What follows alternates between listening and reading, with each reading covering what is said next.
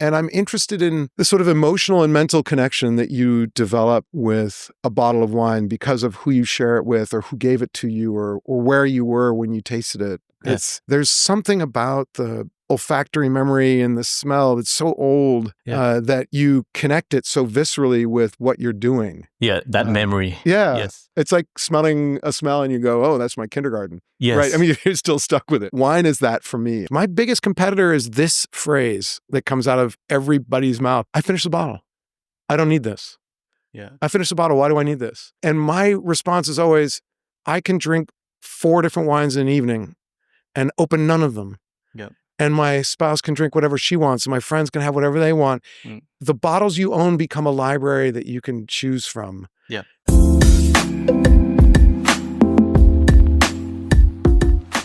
Today, we're chatting to the founder and inventor of Coravin. We're talking to Greg Lambrecht, and we're going to do an interesting tasting. He's going to take us through a comparison of Coravin preserved wines versus ones that are just open, and we're going to do both sparkling and still. I'm Jason, and this is the Wind Up Podcast. We're normally 2 people on an unfiltered and unapologetically unprofessional wine journey, and our saying is drink more, try more, learn more. Don't forget to like, comment, and subscribe. Greg, thank you for joining us. Thank you, Jason. Thanks for meeting me on a weekend. And face-to-face, super excited to have you here in Sydney. What brings you to Sydney? Coravin is doing a bunch of things in Australia, as we always have, but we're actually launching a new Coravin guide, which is our guide to the restaurants that are offering a broad selection of wines by the glass.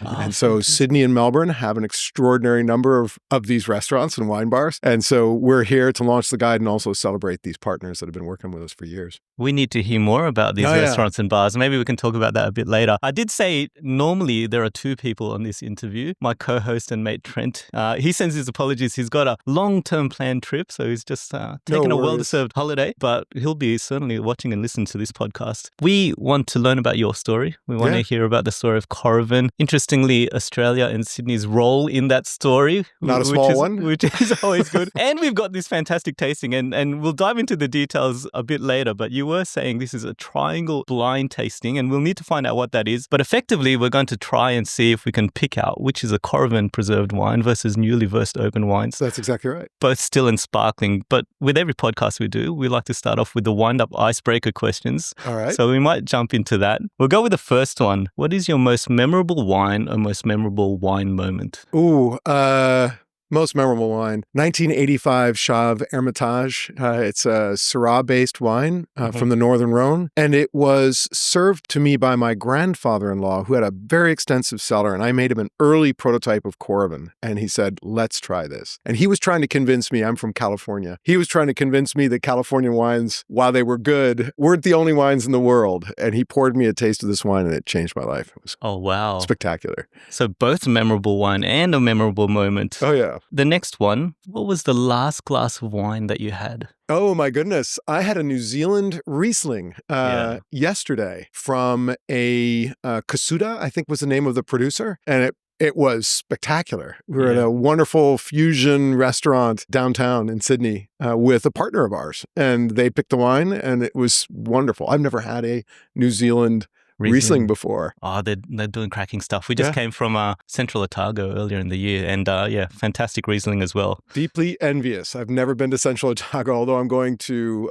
Auckland next week, but I would love to see the wine regions of New Zealand. Take the trip down. That's good. Your favorite grape varietal? Ooh, it's got to be Syrah. That 185 Chave Hermitage really set me on a path where Syrah Shiraz have just become a really big part of my life. I love how they change so much in the bottle over time, that they can start off, smelling and tasting like white pepper and they're almost undrinkable. And then 10 years later, they smell like forest and they taste like olives. And then 30 years later, they're like bacon and meat and all these things that don't taste like a grape. It's just the weirdest, most wonderful thing. Yeah, completely agree. And being in Australia, then the Shiraz is appropriate. Yeah. Next question. A person past or present that you'd love to share a bottle of wine with, and what wine would that be? Ooh, There are so many. I mean, I've always wanted to meet Galileo Galilei because, dang, I'm a physicist. And what a great discovery and set of discoveries that he had. I guess if you're going to meet Galileo Galilei, you'd probably want a wine from his region or from Tuscany.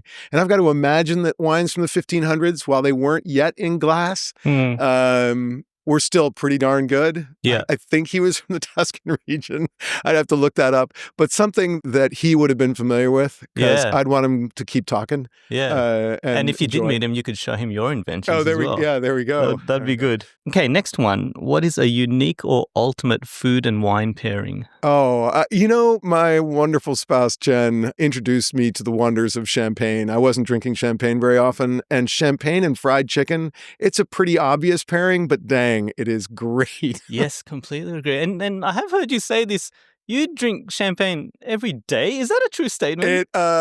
Pretty much. I mean, champagne or sparkling wine. So my horizons have broadened outside of that one region in France when it comes to sparkling wine. But I absolutely love it. I didn't used to drink it at all when I was just using my Coravin Timeless, the one with the needle that pours still wine, because I didn't know how to interact with wine anymore that was trapped in a bottle when I couldn't drink it by the glass. But as soon as we developed Coravin Sparkling, it opened up this whole new world to me. And I've realized that, while Syrah might be my favorite grape, 1/3 of what I drink is sparkling wine.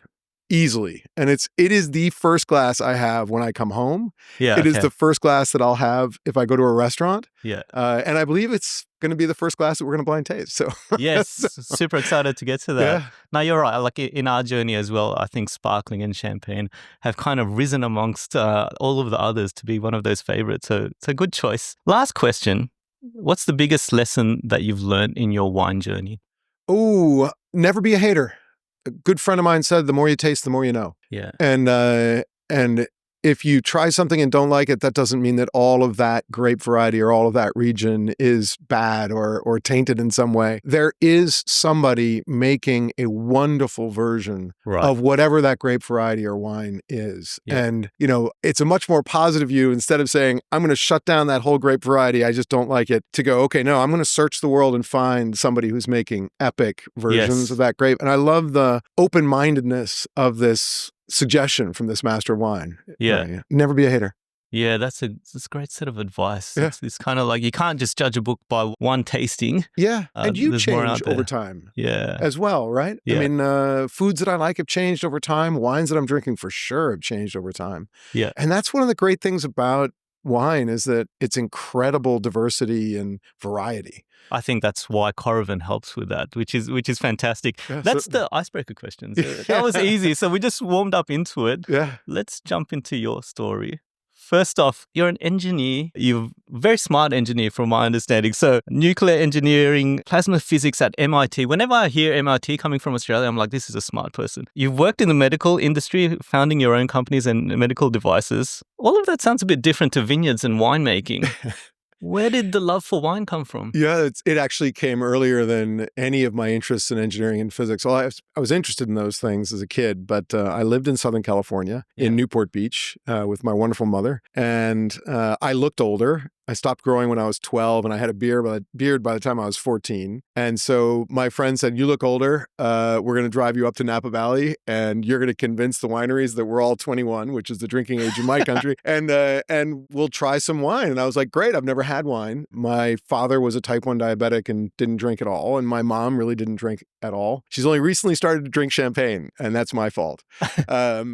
And so we went up to Napa Valley, and I walked into this one first winery that got me on my journey. It was Tony Peju at Peju Winery. He makes great Cabernet, and this was one of his first vintages. And so he was excited that somebody walked in the door, and he was excited to teach me about wine. And I was so enthusiastic that I forgot my friends were outside waiting for me to let them in. Yeah. And I just spent all that time talking to Tony about how he made the wine and what's going on with these barrels and why doesn't this taste like a grape? And why did you quit your job in Los Angeles and move up here to do this? I mean, he was so passionate. And that passion transferred to me. I started tasting wine any chance I got.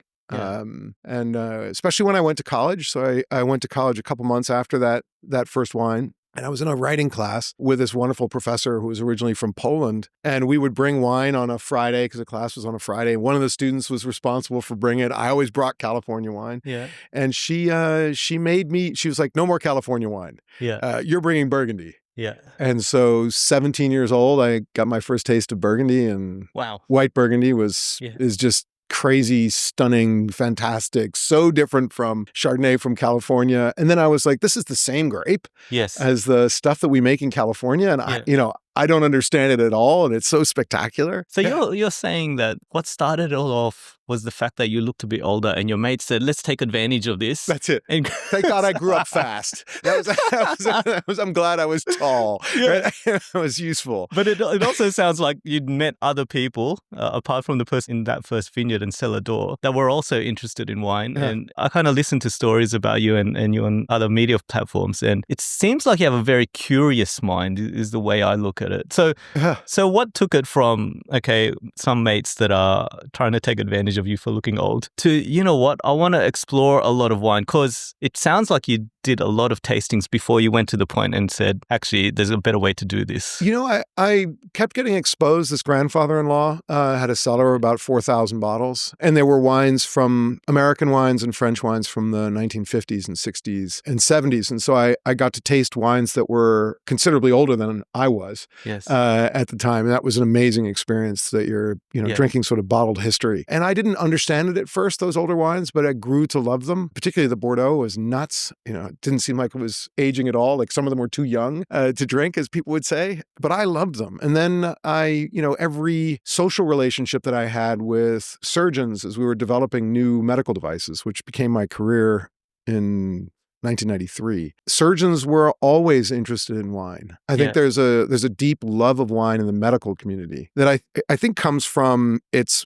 medicinal past. Wine was one of the first medicines. It was one of the only safe things to drink back before water systems developed. It was also, I think, doctors have the economic wherewithal, and also, they're the top of their class in college and high school, and then they top of their class in medical school, and then they go into a profession, cardiac surgeons in particular, and they realize they do the same thing every day. Yeah. And these incredible brains are sort of trapped in this one surgery every day, doing this routine. And wine is a way for them to relax and for them to have an infinite variety to explore they'll never be bored by. Yes. And I got pulled into that. Yeah. Whenever we got a new device approved, or we were just doing our first case in a clinical trial, frequently the surgeons would give me a bottle of wine to celebrate. Yeah. Hey, look at this. This is a great wine from my country. We have to, don't drink it yet. It's too good to drink, which is a phrase we can discuss that I never understood. What's too good to drink? And then, it's not ready yet. Yep. And so there were all of these. I started to, probably by the time I invented Coravin, I had about 30 different bottles of wine. Right. And I didn't have 2 bottles of anything. Yeah. So you're right. I'm interested in variety and exploration. And I'm interested in the sort of emotional and mental connection that you develop with a bottle of wine because of who you share it with, or who gave it to you, or where you were when you tasted it. Yes. There's something about the olfactory memory and the smell that's so old that you connect it so viscerally with what you're doing. Yeah, that memory. Yeah. Yes. It's like smelling a smell and you go, oh, that's my kindergarten. Yes. Right? I mean, you're still stuck with it. Wine is that for me. I love it. So you're saying you only had 30 bottles before you went, you know what, we can do this better. Yeah. Let's create the Coravin. Yeah. What was happening within the 30 bottles? What were you thinking, like, hold on, there's a gap here? How did you come to that conclusion? My wife at the time, she didn't drink the same wine I did, and rarely drank wine. She was from Texas and more of a tequila and beer drinker. And so we didn't share the similar interests in alcohol or in different types of alcohol. And then I think the other part was I felt constrained in my ability to learn. Yeah. My interest was the exploration. And in order to find out about that wine or that grape variety or that region, I had to pull a cork. Yes. And that meant I had to finish this bottle. And it sort of made sense on a Friday or Saturday if friends were over. We would share the bottle of wine, and maybe they would like it and maybe they wouldn't, but we were stuck drinking it because that's what I opened. Yes.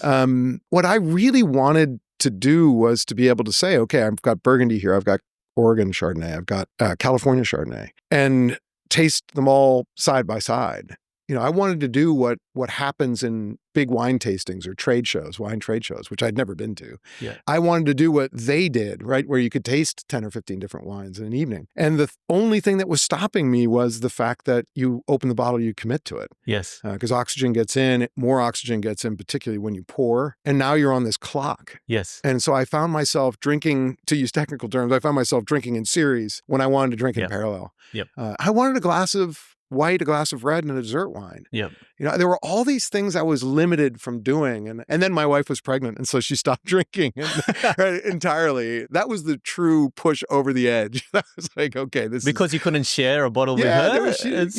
There was nothing, there was no one to share with. I had a 3-year-old son and my pregnant wife at home, and I'm trying to go out to have a glass of wine or stay in and have a glass of wine. It was frustrating. We can relate so much because when we started this podcast, like our motto is drink more, try more, learn more. Yeah, try more is a big part of it. And we did feel like there was a lot of wastage very early on when doing this podcast. We'd have like 10 bottles that day. Yeah. And then we absolutely wouldn't be able to finish it. So that's where tools like the Coravin is such a critical thing in helping us expand our palate. Yeah, I hope so. I mean, it certainly has for mine. And there's kind of it's two things, and I'm not sure which is more important. I mean, ultimately, you're worried about waste, and I threw a bunch of wine away, for sure. But what I realized after I created the first Coravin was that while that waste was the concern and that was the issue, and Coravin stopped me from wasting wine, what it really gave me was that ability to explore. It was the freedom to taste.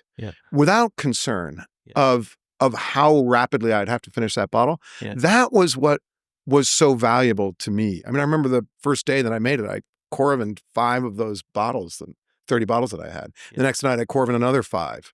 And I didn't have full glasses. I tasted across. And my spouse tasted it with me. And in 2 days I tasted 10 wines. Where I probably wouldn't have opened any of them.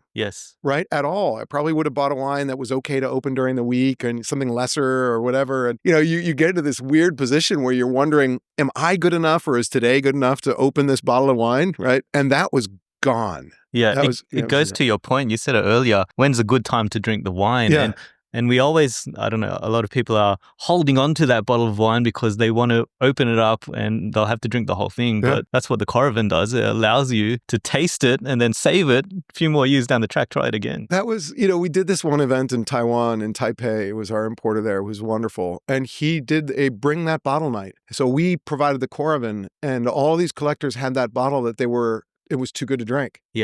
And they all brought these wines in so that we could Coravin them. So that they could taste them and bring them back. And, my fear is there are all these wines out there that are spectacular, that people aren't drinking because they don't feel like they or that moment is worth it. And, my goal is for Coravin to liberate them to taste whatever the heck they want. And put it back. It's certainly helping us achieve that goal, which is great. And we want to get to try the sparkling tool because I've never seen it face to face. Oh, let me. You've got a few bottles in front of you. I do. And we want to demo this. So that's the still red. Yep. And here's our sparkling. So this is House of Arras, which is a wine that was given to me by a surgeon. The first time I had House of Arras, I was in Hobart and with a bunch of surgeons at a spine society meeting here in Australia. So I also work in medicine in Australia, and it's a great country. You've got a wonderful healthcare system and a bunch of very good surgeons. And so I've been coming here for years, enjoying the food, wine, and travel. And so I was in Hobart and got my first bottle of House of Arras, which I just finished in Dublin. It was great. But Coravin Sparkling, I have to admit that before Coravin Sparkling, I did not drink much champagne. Because I couldn't drink it by the glass. Right? You had to commit to the bottle because the bottle not only oxidizes, it goes flat. Right. And so now you're on a double clock. So we were launching Coravin Timeless, our original needle-based system, in London in 2013. So that's when we launched Coravin. And somebody from the press, Victoria Moore, said, "Does it work on champagne?" And I said, "No. Here I'd spent 12 years developing this thing." And she goes, "If it doesn't work on champagne, I'm not interested." And I was like, okay. So I need to work on champagne. And we started then, and it took us 8 years to develop Coravin Sparkling. But now it has totally changed my life. And so I'm also not a sommelier, I'm a physicist. So I apologize for any wine that might come out of this bottle and spray. Oh, yes. That happens to me frequently. So no need to apologize for that. Good. There we go. All the sommelier watching, I apologize. Is there a particular name for the sparkling range? I know Timeless is the needle for the still. It's called Sparkling. And we have many friends in the world of wine, and Champagne region is rather touchy about calling calling something champagne. So Yeah. we don't call it that. We just call it the Coravin sparkling. And it's got a stopper, a charger, and a capsule of gas. Great. And what's great about it is it's the easiest system to use. Let's do a live demo here. This is exciting. So I'm going to pour you a glass. Okay, yeah. But I learned from a champagne producer that always pour your champagne along the side of the glass because it decreases the amount of bubbles that come out. Unless you like flat. Like a beer. Like a beer, exactly. Same thing. Okay. So, do we need another glass? Yeah, one more. We'll do a cheers. That's a great idea. So, I poured you what's called a Greg glass. My glasses are big. I was looking at that pour, but it is a day to celebrate, so that's okay. It is indeed a great day to celebrate. So, first of all, cheers. Cheers. Thanks for having me on. Thanks for coming on. Right. You know what? I haven't had a House of Arrest. What? This is the first time. So No way. Not only the first time meeting you, but also having an American introduce you to a Tasmanian wine. It's a privilege and an honor to do so. So we have a stopper. So the great thing about sparkling wine, unlike still wine, it has CO2 in it. Yes. And the same way that it was bubbling in the glass while I was pouring, it bubbles on the inside of the bottle. And that helps to displace some of the air that's coming in, which is great. That doesn't happen with a still wine. And then what you just need to do is be able to securely close a bottle so that no air gets in and no CO2 gets out. Over a long period of time. We searched the world for the kind of material that we could use that seals a bottle that is elastic, that has those qualities of stopping gases from going through, and we found one. Silicon rubber is not it. Silicon rubber allows oxygen to go straight through. Yep. We had to design a stopper that fit on every bottle. Yeah. So half bottles to most magnums, all 750s. It's a truly universal stopper that seals extremely well. I'm proud of the team. I think it's the best champagne stopper that's ever been made, a sparkling stopper. But then you need to be able to restore the pressure in the space where the wine left, the head space. Otherwise, the CO2 leaves the liquid and goes into the head space until the concentration of CO2 is equal. It's called Henry's law of partial pressure. And so what we do is we insert CO2 gas to a very specific pressure by using this charger. It's got CO2 on the inside. Oh, okay, so it's not argon that you're inserting. Not argon. We found out that CO2 in the liquid doesn't care about the amount of argon in the headspace. Okay. It only cares about CO2. So you push down, this little green indicator turns red while I'm charging and goes back to green when it's at about 4.2 atmospheres. And now you can store this bottle on its side, store it upright. Yeah. You can drink this wine again 1, 3, 6 months later. All right. Yeah. It doesn't go flat. It's doesn't protected go flat, the wine. And no oxygen gets in during storage.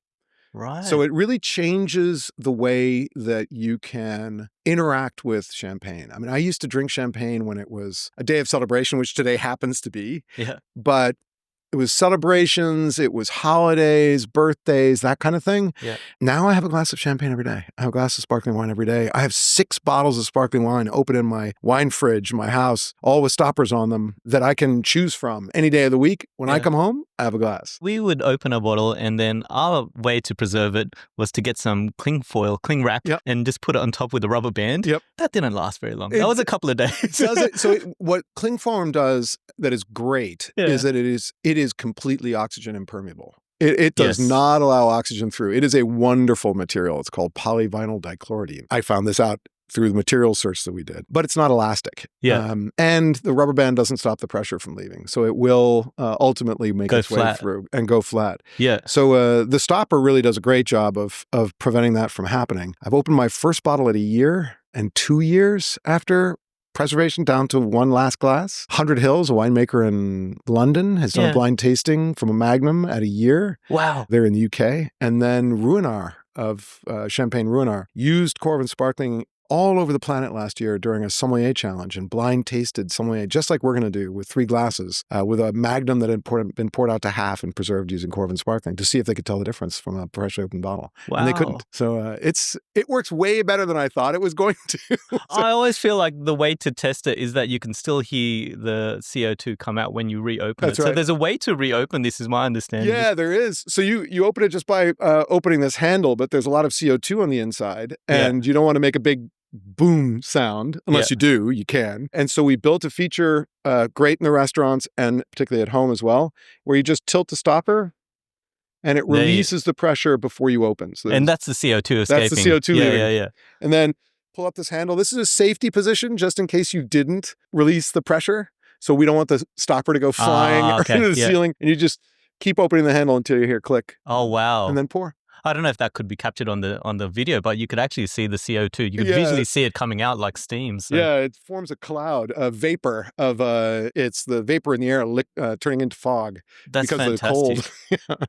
That's great. Oh, I definitely need to give that a try. I got to tell you, it's changed my life.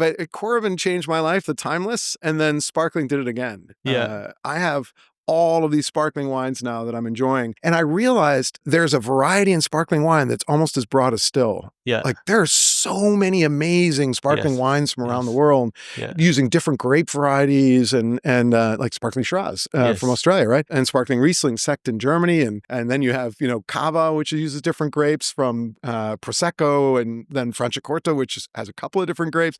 That it's just there's another infinity that I've fallen into with sparkling. And this tool helps spread the variety around. You don't need to be constrained to kind of just finishing the whole bottle. That's it. Go try some more, which is great. We want to do the blind tasting, but before we do that, I think it might be useful to just demo the use of the timeless as well. We've got a bottle here. Happy to. So one glass, and I've got you. So it's a lovely bottle of Ladybird.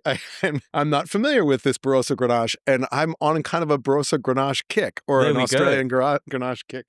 Thank you. So this is a bottle that, so Coravin Timeless uses a needle to go through the cork and a capsule of argon gas to push the wine out of the bottle into your glass. The secret is really the cork is elastic. I mean, that's the amazing thing. That's the only reason Coravin works. Once we remove the needle, the cork can reseal. Only argon went in, so the wine should be preserved. So that's the basic idea. So trigger for the gas, I just place it on top. This bottle has wax on it, so I like to pull the handle down a little bit and then go straight through. Tip the bottle sideways. I'm going to press the trigger. Gas goes in, let go, and wine comes out. Every time I press, a little bit of argon goes in, and that argon pushes the wine out of the bottle into your glass. So the argon is going through the needle down, and then is that pushing the wine up the needle? That's right. Ah, okay. So you can see the argon going in when I press. Bubbles go into the glass or into the bottle. Yeah. And then that is pushing the wine out into my glass. Yeah. I stop anytime just by tipping up. The extra argon comes out, and then pull the needle up. And that's it. So simple. Very, very simple. I like to give the cork a second or two to reseal. It's a natural tissue, and so it's closing from the inside of the bottle to the outside because the needle left the inside first and leaves the outside last. And so once you're done, lay it back on its side, put it back in your cellar, drink it again whenever. I never knew that was the case. I thought the hole is always in the cork. It's the argon gas which is protecting. No. It's the cork reseal. Cork resealing is key to everything. In fact, Coravin does not work with plastic corks because they don't reseal. You can get a week or two out of them by leaving it upright in your fridge. Yeah. But the cork's resealing is half the battle. Yeah, okay. No air getting in while you're pouring, using the argon to pour. That's half. And the other half is that the cork reseals. Oh, that's explained so much. Yeah. Which probably leads to some questions I wanted to ask about usage of this. It smells great. Another Greg glass, sorry. No. Give it a taste, I think. Pour it out for the two of us after.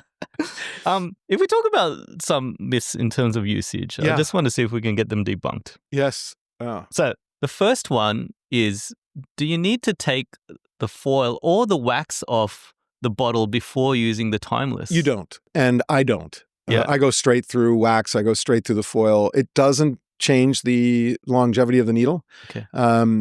There are people, there's two camps, the remove and not remove. I'm in the not remove camp. I'm lazy. It's faster. Yeah. It doesn't make a difference. And then there's the remove camp, and they like to remove the wax of the foil because they want to be able to see which bottles have been Coravined. Yeah. So if you're laying them down in a rack, you can easily see in a restaurant. Yeah.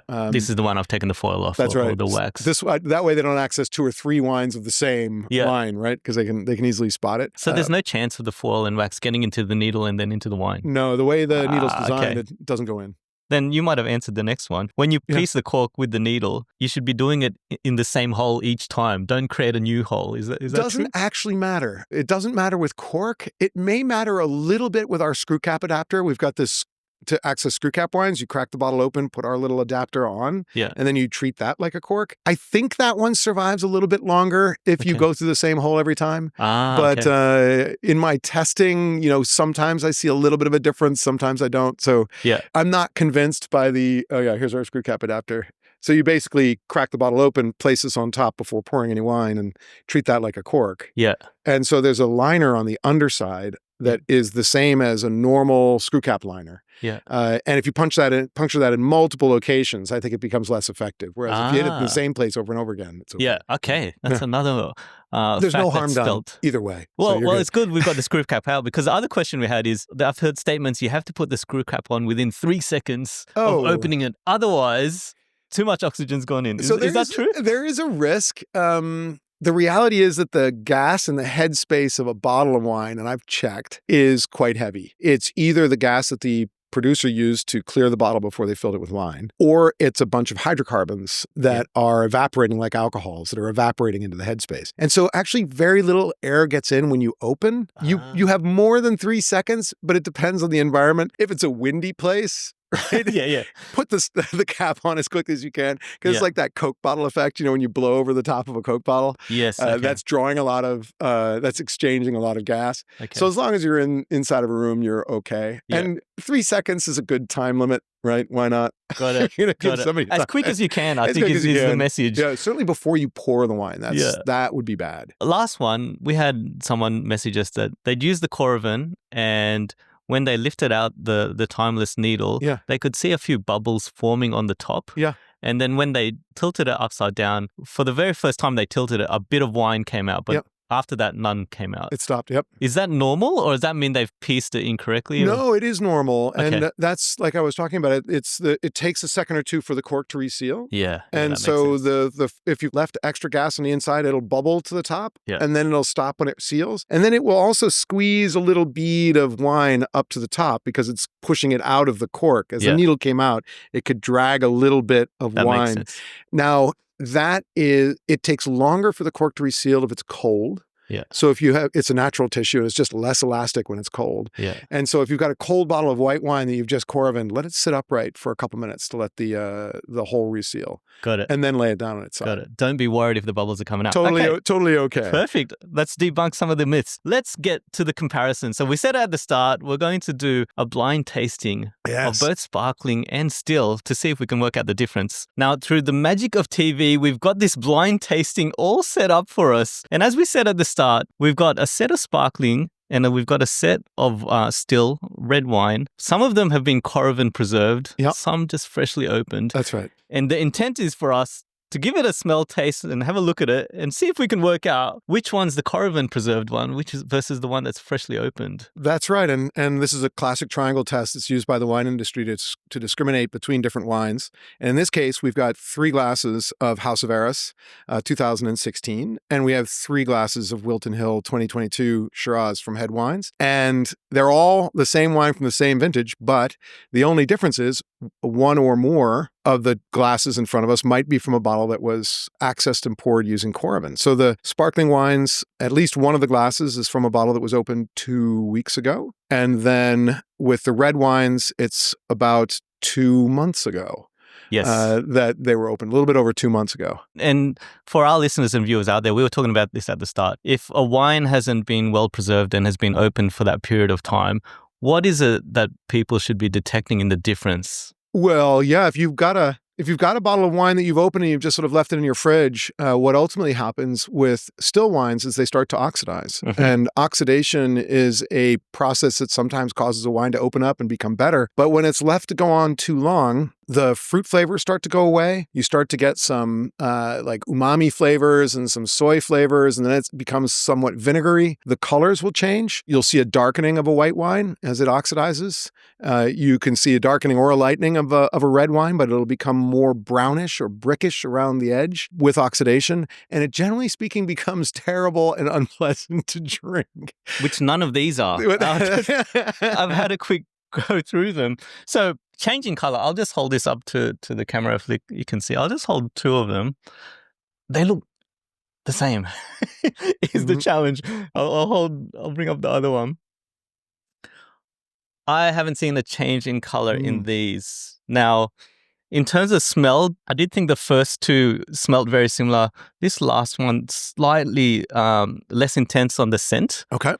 So maybe that's my guess. It could be the one. And with sparkling wine, the other difference is it goes flat. So you'll lose bubbles, right? So that's the other thing to look for is what is they call it perlage, but what is the feeling of the bubbles in your mouth of the wine? And if you leave a bottle of sparkling open for a couple of days, you're going to lose most of the bubbles. And even if you stopper it every time you open it, you're letting out some of that gas. And so the bubbliness of the wine decreases, which is why we recharge the bottles. First of all, I like all three. Like that's the most important thing. Absolutely. And when you are talking about the bubbles, I don't know, I've heard there is a trigger effect that can actually make the bubbles appear. And if a glass is too clean, then maybe that's also a factor. That's right. You don't get bubbles if the glass is perfectly clean. But this is making it harder because they're all showing bubbles. Maybe this middle one has a bit more.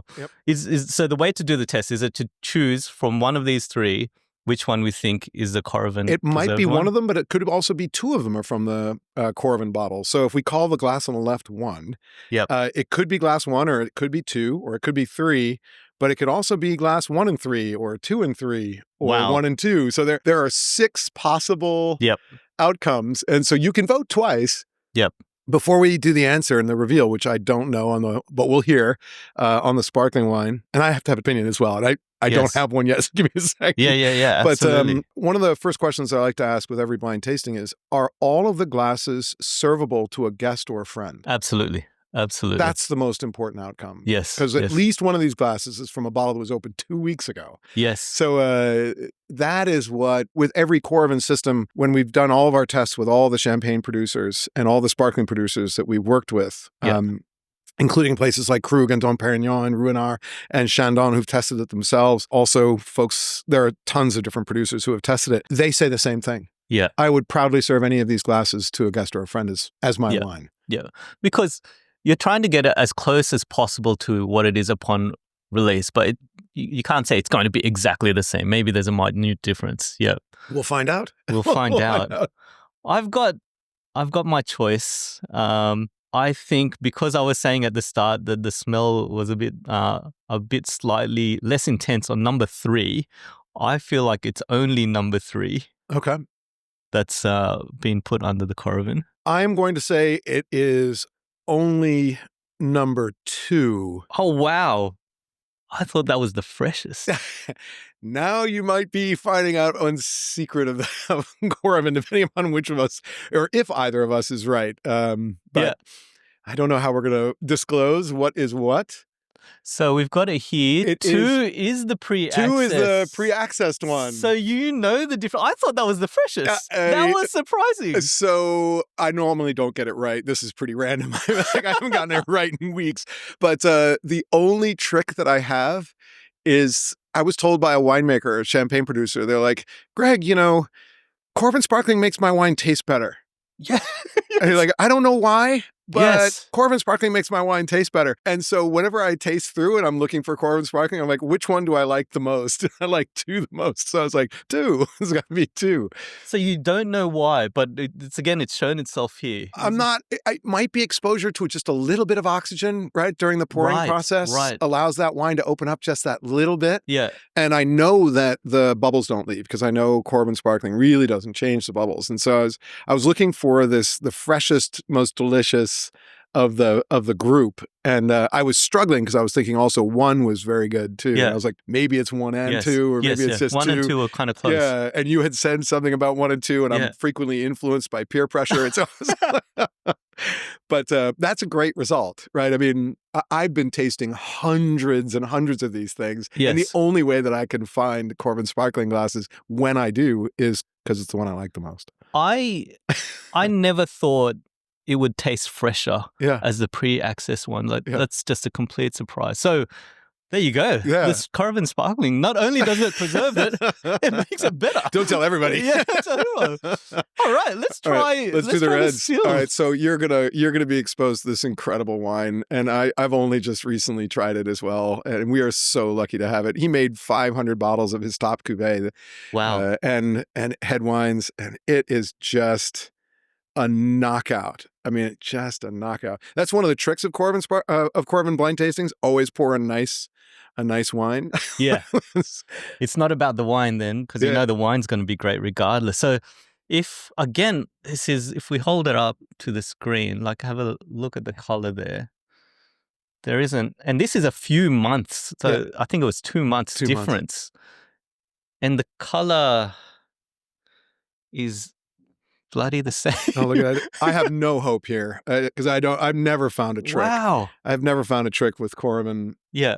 So the rule about the one that tastes the best is usually the Coravin one that doesn't? It's absolutely true with sparkling. Timeless with our needle-based systems, they just taste the same. And so hopefully you like the wine because they're all going to taste the same, is my guess. You're right. Oh my gosh. Smell is probably the one that's more sensitive even than the palate on Coravin. There's a moment when the first glass from a Coravin bottle is poured into the glass. There's a little bit of argon in the bottle, and so it spills into the glass, and it'll actually sit over the wine and stop it from aerating. And so as soon as you take your first sip, all that argon spills out. Argon is safe. It's in the atmosphere we're breathing now. And actually, the way that we make it is the guys we buy it from freeze the air, and argon, being a noble gas, is the first thing that doesn't freeze. So it's the only thing left. Anyway, that's kind of nerdy. But the reason I chose argon, it was the first noble gas heavier than oxygen.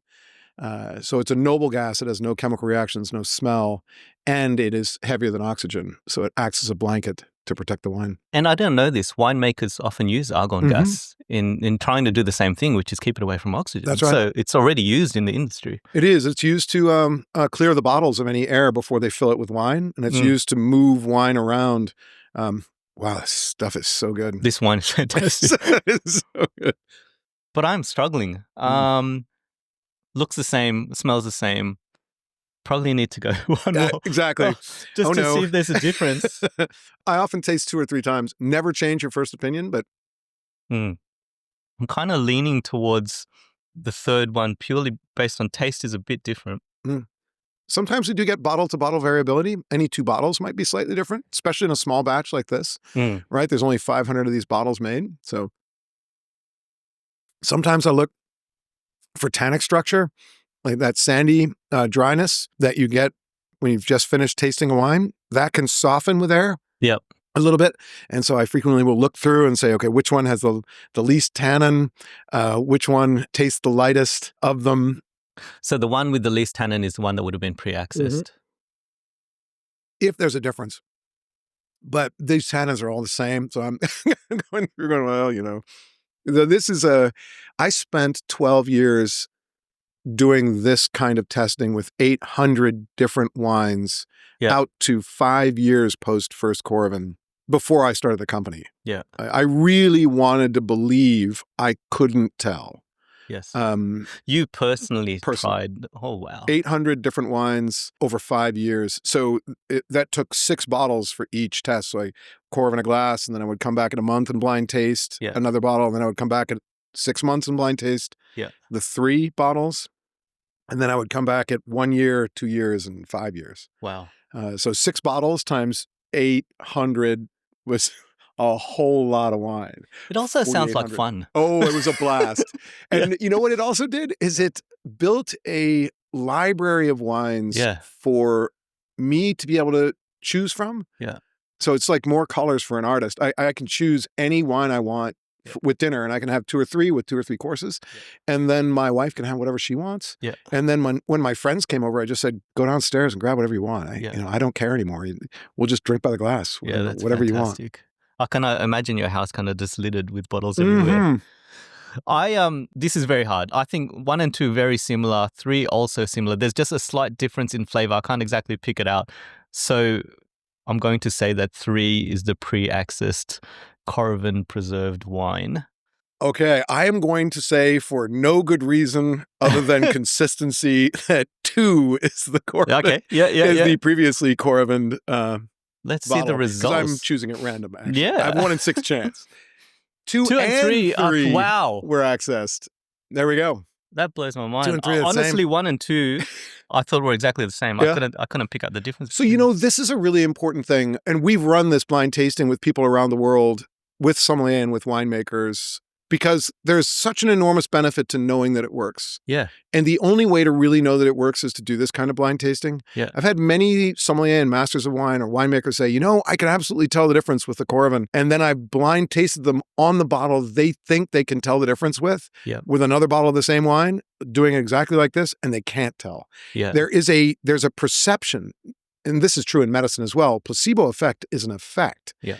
If you see a bottle missing wine and it's been sitting there for 3 years, it must have changed. Yes. Right? And when it doesn't, I think the brain is looking for a difference. One of my jobs as the founder and inventor of this company is to go around the world and give people the freedom that I now have of knowing I can't tell. Yes. So that I have complete confidence that what I'm drinking tastes like what it's supposed to. Yeah. And now I can taste whatever I want. Yeah. If Coravin works, right? In the situation where Coravin works, like it did with the sparkling and with the still, any restaurant can serve any wine by the glass. You can drink any wine by the glass. And that is a tremendous freedom. So I think it's a responsibility to reenact all of these 800 blind tastings I did before we launched as many times as I can, so that you can say, hey, no, I did the blind tasting. It really doesn't change. Yeah. I actually encourage our listeners and viewers to try it themselves. If you've got a mate that's got Coravin, or go buy a Coravin, test it out. This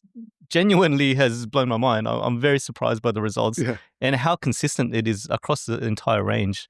So thank you for sharing that with me and showing us this test. Now, something I did want to discuss is there's a lot of different wine preservation systems out there. Yeah. And I'm not going to talk about products or brands. I'm just talking about their concept. And as the inventor of Coravin, I wanted to get your thoughts if there's considerations that consumers should have with these types of preservation systems. So I'll give you 3 different that I've seen. There's a vacuum pump preservation system where you kind of put the seal on the bottle and then pull a pump and it sucks out the air. Yep.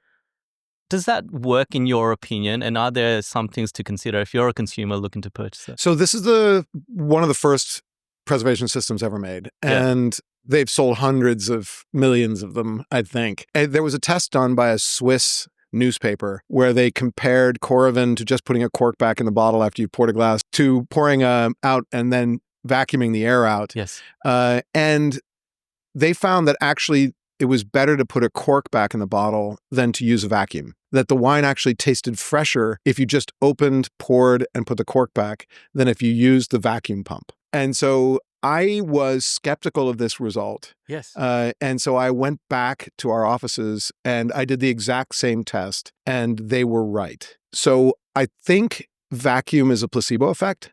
Yeah, it makes sense in my mind. Yeah. It does, but there's a lot of complexity to creating and maintaining a vacuum. Yeah. Materials really matter. We mentioned silicon rubber. If the stopper is made out of silicon, it's preferentially pulling oxygen through when you create a vacuum. Right. Because it's very permeable to oxygen. So there are some idiosyncrasies to that. Okay. And also some of the wine makers that I've talked to say that the vacuum pulls off a lot of the aromatics of their wines. Yeah. And some of those aromatics are part of the smell of the wine. And so you can't smell the wine as well after it's been vacuumed. It's been used a lot. It's probably the most used thing. I really don't believe in it. Yeah. Okay. Yeah. And again, this is your views as the inventor of Coravin. Testing encourage consumers to go test it out. Yeah, but that's an interesting concept. Do the triangle test. There's another style of product out there, which is a decanter-based system where I've seen you kind of put it into a special decanter and then put a stop or an enclosure on the top and kind of push it down so that the enclosure is just on top of the wine. And theoretically, there's no oxygen there. Yeah.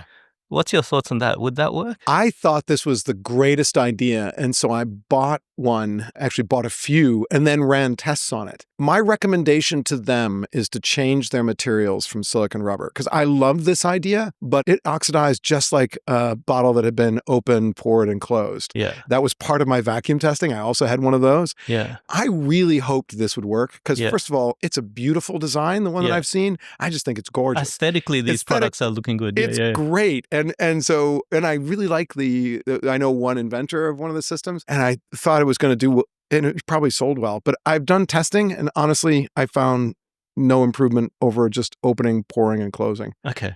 Which is sad. I think it's a materials choice again. I think if he changed his materials, he would be much better off. Okay. There's one more I've seen, which to me sounds like the concept of Coravin, which is you have an argon gas can, Yeah. and you just put a tube in there and then spray it and then quickly close it back with the cork or the screw top as quickly as you can. Yeah, works pretty well. Works pretty well. So of the systems that are out there, that's probably the best or the second best outside of Coravin. It'll keep a wine going for a couple of days, for sure.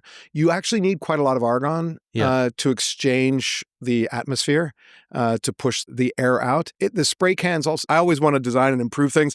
I wish they would flow faster. You really need a blast of argon to help you get the air out. And blasting from the bottom of above the wine surface would be better than blasting from the top of the bottle. But they work pretty well. And they were a precursor to Coravin. A couple of days. My theory is the time that it could preserve the wine, it wouldn't be as long as the Coravin because nowhere near. Nowhere near. There's a lot of exchange of air, gas when you're pouring, and it's very hard to put in enough argon to push all that out. And so it takes a lot. Perfect. Theoretically, it could work, but you'd need a lot of gas. Okay. So those are comparisons about other concepts out in the market. 2 more questions.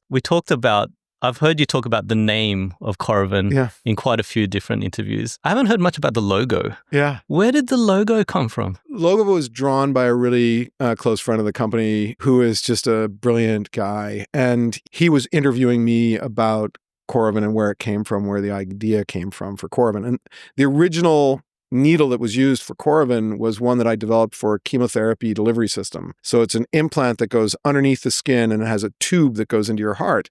And this implant allows the physician easy access to the high vascular flow of your heart without having to get at your heart all the time. And so they just stick a needle through the skin into this implant. And so when you look at that needle is what I used to get to the cork for my first ever prototype. When you look at the logo, it looks like a heart with a needle in the center of it. Right. So that's it also looks like a swirling glass of wine, so there's a lot of crossover into what it can mean. The needle is in a glass of wine or the needle is in the heart, like my original chemotherapy system.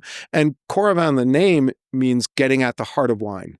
And so I think he just did a brilliant job of integrating all of that into a logo. There's so many people that contribute to the success of a company and an idea.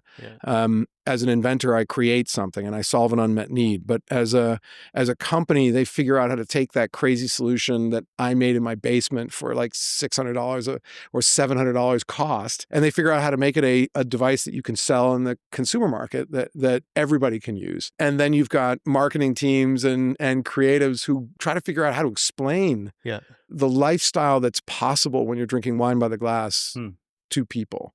Right? Because we've spent 400 years with cork and glass making our custom of wine consumption bottle-centric. Right? We drink wine when it makes sense to pull the cork. Now we can drink wine by the glass whenever we want. And that change in behavior, my biggest competitor is not these vacuum systems or other things. My biggest competitor is this phrase that comes out of everybody's mouth. I finished the bottle. I don't need this. I finished the bottle. Why do I need this? And my response is always, I can drink 4 different wines in an evening and open none of them. And my spouse can drink whatever she wants and my friends can have whatever they want. The bottles you own become a library that you can choose from.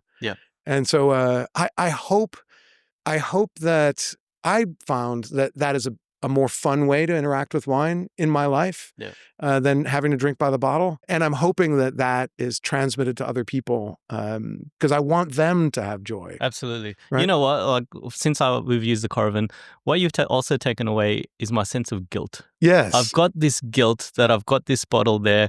I really don't want to finish it. But I feel like I have to. Right. And then it gives me a bad association with wine. But that's what this has taken away. So now I don't feel that guilt. That's great. So thank you for that. There's one thing I was thinking about, which was the sparkling product and something, I don't know if you've heard this before. I love the green and red symbol, which gives you feedback. Yes. You've done it right. Yeah. When I use the Coravin, I'm always scared. Maybe I've done it wrong. Yeah. Is there something that could give you an indicator? That goes, you've done it right, Jason. Don't worry. Just a thumbs up. So we had a digital version, and we will have a digital version again. And we had a wonderful digital version that had these beautiful green lights that were moving as you were pouring, telling you that everything is okay. I would like to bring that back. We stepped away from that product because of some design flaws that were fundamental to it. But I feel like there's an opportunity. There's always an opportunity to make a better Coravin. Yeah. With Coravin Sparkling, I mean, I really, it's hard for me to think about exactly what's going to be better. It's one of the best things we've done. It's the latest thing we've done. With Coravin Timeless, there are some requests, and we were talking about how Sydney was involved in Coravin. There's a wonderful guy named Lou who runs a restaurant called the Stunned Mullet north of Sydney, and Lou is responsible for so much innovation in Coravin because he gets me into a room with a bunch of wine drinkers and yells at me at the end of the night. Not yells, but he's a New Yorker, transplanted here. Right. Yeah, so I was born in New York as well. Yeah. So he feels comfortable yelling at me about all the flaws in Coravin. And I love that feedback. When somebody's passionately negative about something, Yeah. it means they want you to solve it. Yeah. Right? Fix this. And so he's responsible for Coravin Screw Cap, for Coravin Aerator, which we didn't get a chance to show. He's responsible for Pivot, which is another product that we developed. And all of that comes from the passion that is around wine. I would love, and I've had the same question about, are we going to come back with another digital version that automatically pours the right volume, for example, in a restaurant, and could let you know everything's perfect. Yes. You've got this much gas left. Everything's going well. You know, how fast do you want to pour? How much do you want to pour? So I would love, when I founded the company, I said, Coravin is going to be faster, easier, and more fun than opening a bottle. Yeah. We got to, and I want to keep innovating on Coravin until it's faster, easier, and more fun than opening a bottle. I certainly think you're there. Everything can always have an improvement, but in terms of ease of use, it's there. In terms of fun, it's there because of the fact that we can taste so many different wines. Greg, thank you so much for spending the time here to kind of take us through this, tell us your story, but also do this tasting. I really encourage our listeners and viewers out there, if you get a chance, give the Coravin a go and try this triangle tasting. Tell us the results. We've been pleasantly surprised. Let us know in the comments below. Greg, thank you once again. Thank you, Jason. That's us here at The Wind Up. Go to coravin.com.au if you want to see or browse any of the Coravin products. As we like to say here, drink more, try more, learn more. Thanks all.